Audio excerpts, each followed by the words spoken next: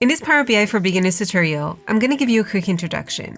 Now, Power BI can feel overwhelming because it has so many different components. That's why what I suggest you do is that you just follow along with me. I have the files that you need in the description of this video. Download them, follow along, and after 20 minutes, you've created your first Power BI dashboard, which you've published to the web. Ready? Let's get moving. In case you don't have Power BI installed yet, you can do that really quickly from the Microsoft Store. So just open Microsoft Store from your PC, look for Power BI. You're going to see it pop up here, Power BI Desktop, select that and install it from here. So you'll see the install option if it's not installed yet on your PC. You can also just go to powerbi.com, go to products and install it from there. Once you have it installed, just open it. Log in with your work account, and then you're going to come to this first page. To create some reports, you are going to want to get some data. So that's the first option we see here. You're going to see your recent sources down here and access to different tutorials on Power BI. If you have time, make sure you check these out as well. Now, I'm just going to close this and introduce you quickly to the interface here, but just so that we can zoom in, I'm going to make my screen smaller. Okay, so the first place we land on is the Report tab right here. But first, we need to add data to create any reports. It's asking us whether we want to import it from Excel, SQL, and some other common data sources. If you don't find your data source here, you can get data from another source, and it's going to bring up this pop-up where you get a list of all common data sources. And you can see you have a lot of options. You also have these in categories, so we can select file, we see Excel workbook, text CSV, and so on. Under other, you can import data from the web, SharePoint, OData feed, and lots of different options. In this case, my data is in Excel and it's also in a text CSV. So we're going to be importing two data sets. One is our invoice file, which is a text file, and the other one is our customer master data. That one comes in as an Excel file. I'm going to start off with the invoice data. So I'm going to click on text CSV and connect. You can browse for your file here. Mine is right here on the desktop. Let's open it. This is going to open up a preview of your data. Now you can decide if you directly want to load it to Power BI or if you want to transform this. Now, in most cases, you're going to want to transform this because you want to make sure that your data is recognized correctly by Power BI. So for example, your numbers are properly recognized as numbers. Your dates are proper dates. And sometimes you might want to clean up the data or add new columns. You can do that if you go to Transform Data. Now this view here is the Power Query editor. And if you're using Excel and you're using Power Query there, this is the same Power Query that you have in Excel. Notice the headers are automatically recognized properly as headers. They're not inside our data, but they got promoted. So Power Query automatically applied the steps, right? Because this is how the data looked first. Then it automatically promoted the headers and it changed the data type. So it tried to recognize whether we're dealing with a number here. We can see that with this icon, this is a whole number, or we're dealing with text. It's good practice to go through these to make sure that your values have the proper data types. This is going to minimize errors once you start your reporting. Now, in this case, it's fine. I have sales as a whole number. Well, I'll just update that to the currency format. So it looks like I have no decimals here, but maybe in the future, my sales values will have cents in it. I don't want them to be cut off. So I'm going to change this to the currency data type. Another thing I want to do is to combine these three columns together because currently I have year separately, month and day separately. I want to get a date column. Having a date column is a necessity if you want to do any type of time intelligence analysis in Power BI. It's super easy to do that here. You just have to select these three columns. I'm going to select month first because my regional settings are US regional settings, then day and then year, right mouse click and merge columns. For the separator, I'll go with slash, call this date, and click on OK. Now I'm not done here because the date has a text data type. That's not correct. I'm going to adjust this to the date data type. Now notice all of my steps are registered here. So every time I upload a new file with the latest data, all these steps are automatically going to be applied to that data set. Okay, so that's it for the invoice data file. Now let's also upload the customer master data. So you can just right mouse click here and add a new query to this, or you can make your selection from the ribbon up here. My master data is an Excel workbook, and it's right here, customer master. Click on open. Again, we're going to see a preview of what's inside the file. Now inside the file, I have a table. You can see that with this icon, and this is the sheet. So if you click on these, you get to see the preview on this side. Now it's always best practice to go with the table if you have tables in your file. This way you can avoid numbers that might just show up on the sheet that you don't want imported. Then click on OK. Let's check what we get. So we have customer ID, that's a whole number. This is text, customer name. We have a lot of information about the customer here, and we have city, province. So it would be great to split city and province into two separate columns. Well, you can do that easily with Power Query. Right mouse click, split column, and split column by delimiter. Because if you take a closer look, the logic is that the province is inside the brackets. So we're going to go with by delimiter.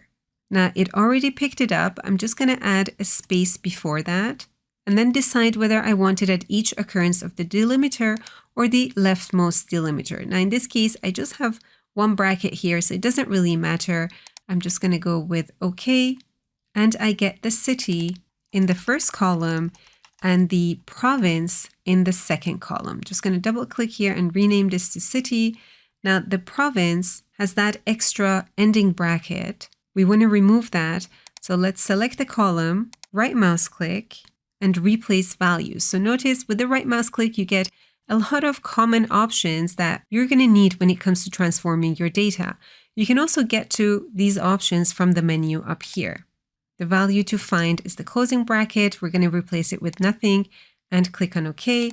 And this now is our province. I'm also going to rename the query name to just master customer and press enter. What I also want to do is remove columns that I don't need in my data model. Now you can just highlight a column and press delete if you don't need it. But since I have a lot of columns here and I don't want to scroll back and forth, I'm going to go to choose columns and choose the ones that I actually want to keep. So I definitely want to keep customer ID because this is what connects this table to my sales table. The ones I don't need is this one, the phone number, fax number, website, and delivery method. So I'm going to uncheck these, click on OK, and I can see a removed other column step was added to this. Now, all of these steps are recorded. So every time a new master data is uploaded here, these steps are automatically going to be applied. If you did something wrong, you want to remove a step, just click on the X here. Or if you want to insert a step, you can just go back to a previous step and do what you want on this data set, and it's going to insert a step in between. Okay, so now that we have our files uploaded here, let's go and apply this. So close and apply, and it's going to load the data into the Power BI, into the data model. Okay, so now that the data is there, we are ready to build the visuals, but not so fast. Let's check where our data actually went. So we can see our fields here. All the columns are organized in order. This is our invoice data, and this is our master customer data. The connection between the two here is the customer code and customer ID.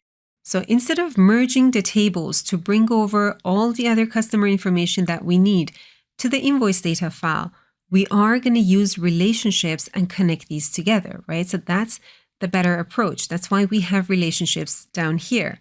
And notice that that relationship was automatically set up for me. How did it know what to do? Well, Power BI is smart enough and it recognized that customer ID and customer code seem to be the same thing. This is the lookup table and this is the fact table. And it automatically set up that connection for me. Now I did that because I have a setting enabled in my options that does that automatically. And I can show it to you right here. It's under File, Options and Settings. Under Data Load, I have a check mark for Auto Detect New Relationships after data is loaded. In case you don't have that, you are going to want to create your own relationship manually from this view. All you have to do is click on the one side and drag with your mouse to the other side, and it's automatically going to insert a relationship for you. Now, what if you want to get back to your data? What if you forgot to add a step or you need to split some other columns? You're going to see your data here in the Data tab. If you ever want to go back to Power Query, one way of doing that, just right mouse click here and edit your query. You're going to come back, you can insert new steps or update anything that you might have forgotten. So now that we have our data loaded and we have our relationship set up, let's go and start to create some reports. Creating visuals is really easy in Power BI. You just have to select what you want. So let's say as a first step, I want to analyze sales by this one right here, which is customer category name. So I'm just going to place a check mark beside these, and Power BI automatically inserted a column chart. If I don't want a column chart, I can just adjust that selection from the visualizations right here. So I want to get a clustered bar chart instead, and that's it. I don't have to do anything special, but just click on what I want. Now this is summarizing the data for all the years. I don't want that. I want to add a filter for year. I want to add that as a slicer. So if you just take a closer look at the visuals to see what they are and what options you have, you're going to come across this one that's called Slicer. Now, if I click on it right now, it's going to change that visual that I just made to the visual that I selected because it's going to think that you want to adjust this. So make sure before you make a selection for something new, you click away. Now, I'm just going to press Ctrl Z to go back. I'm going to click to the side here and insert a slicer. So this time I started with the visual first. Now I need to decide what do I want to have on this slicer. So here you have some options that you can adjust. Well, I want to add date, but notice there is this arrow on the side, meaning that I have more options. So Power BI went ahead and automatically added a date hierarchy to my single date column. Because I want to add a slicer just for year, I'm going to select that and it's automatically going to add it here. Now, this is one way of looking at dates. So notice whenever I'm updating this visual gets updated as well. I'm not a fan of this view. We can change that. Click on the options right here. You can decide if you want to have a list like this or if you want to have a drop down. So I'm going to go with a drop down, make this smaller, drag it and place it somewhere on top. Now, when I click on this drop down, I can select which year I want, and my visual here adjusts automatically. Now, if you want to change the look of this, you can do that with these options as well. So if you take a closer look, this is the formatting option. Here you can decide if you want to show or hide the axis. If you want to add data labels, I'm going to turn this one on. You have options for color, position, and so on. You can adjust the title. I'll just call this sales by category. Again, adjust the alignment, size, and so on. So as you can see, you have lots of options here, and automatically you also get this tooltip. So when you hover over each of these columns, you get a better glimpse of the data. Now, I just want to hide these axis labels as well. So let's go back to Y-axis and turn off the title for this one. And also turn off the title for the X-axis. Okay, so this looks much cleaner. Now, if you want to change the color of this, again, you can go back to the options. Under data colors, you can adjust the color directly from here. Next up, let's add a table that shows our sales value by month and does a year-on-year percentage change calculation and also a year-to-date calculation. So we're going to do time intelligence analysis without writing a single function. Check this out. I'm just going to click to the side here and go and grab this table visual. Let's drag it up here. I want to get month in there, so just place a check mark. And then I want to have sales value. Okay, so that shows me the sales value for each month. I want to get the comparison to previous year. If you want to do this without writing the function from scratch, you can. You just go here and click on Quick Measure. Here for calculation, scroll down to Time Intelligence and you have some options. I want to get a year-over-year change. Now I have to select my base value Here it's sales and a field for date. My date field is right here. I'm going to click that and drag it in this box. If you get an error at this stage, that's because your date column doesn't have that calendar icon in front of it. This calendar icon has automatically created a calendar table for you behind the scenes. That's why we automatically got these additional breakdowns. Now, it's good practice to add a separate calendar table yourself to the data model, especially if you're dealing with different fact tables and each of those fact tables has its own date columns, right? So you want to have a separate calendar table in your model. But if you're just getting started with Power BI and you want to test things out or you have a simple model, you can use this option. Okay, so I'm going to click on OK. And this formula got automatically added by Power BI. You don't even have to look at this. You can ignore this. You can, of course, check your numbers to see that they are giving the right result. So with this selected, I'm going to place a check mark here and I'm going to get my year-over-year percentage calculation. Now, if you don't have that calendar icon, how do you get it? Well, I have that option ticked here. So you have to go to options. Under data load, you have this auto date time for new files. And here for the current file, it's also checkmarked. So auto date time for time intelligence, right? So if you want to get that, you have to place a check mark here to get that calendar icon. Now, a lot of advanced Power BI users have that unchecked because they create their own calendar tables. Okay, so just remember that option is there. Just check mark it or uncheck it depending on your requirements. Now, next up, let's also get sales year to date. So this time I'm going to add a quick measure in a different way. I'm going to go to my base measure here, right mouse click, and add a new quick measure. Scroll down to time intelligence and select year to date total. Because I made my selection from here, it automatically put the sales field as my base value. Now, all I have to do is define my date column. So I'm just going to click and drag it here and then click on OK and add this to my table as well. Okay, so this part is done.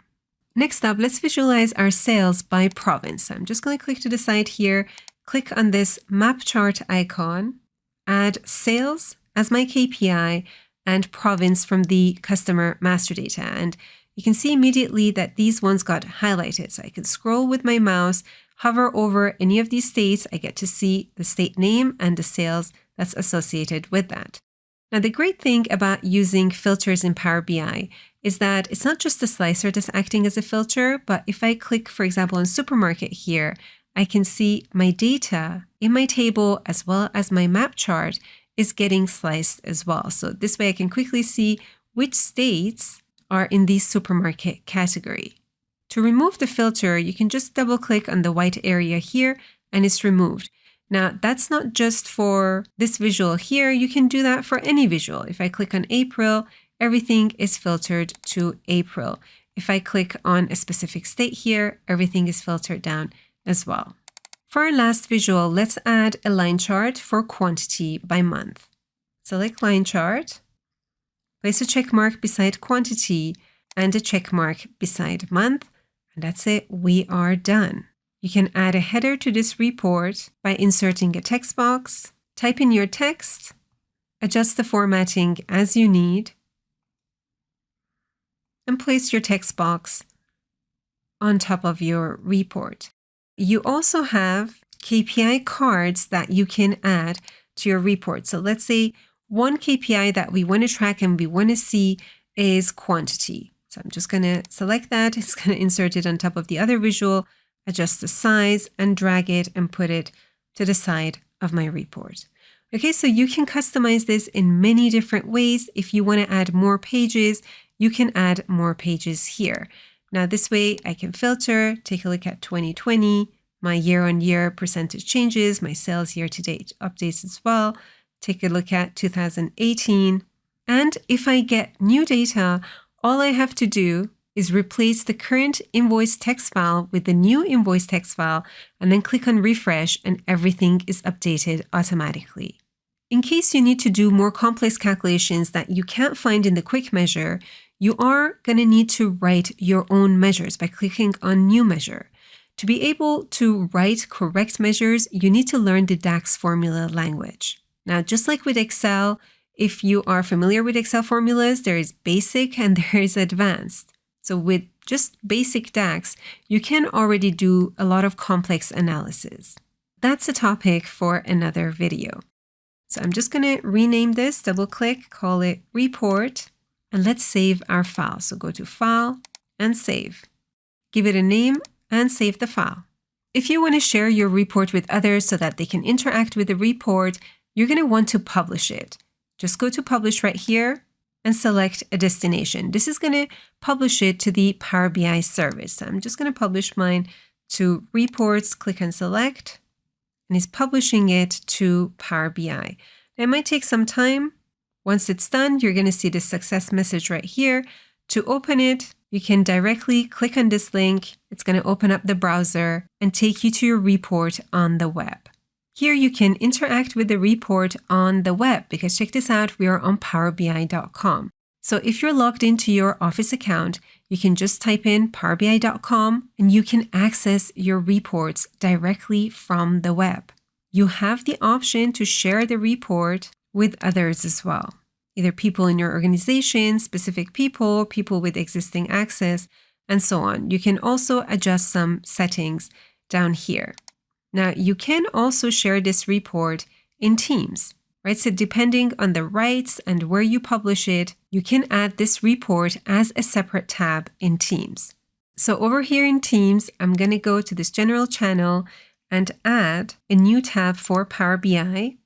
It's going to open up my workspaces, select the report that I just made, and save it as a separate tab. All the interactivity that we saw before is there. You can switch the years.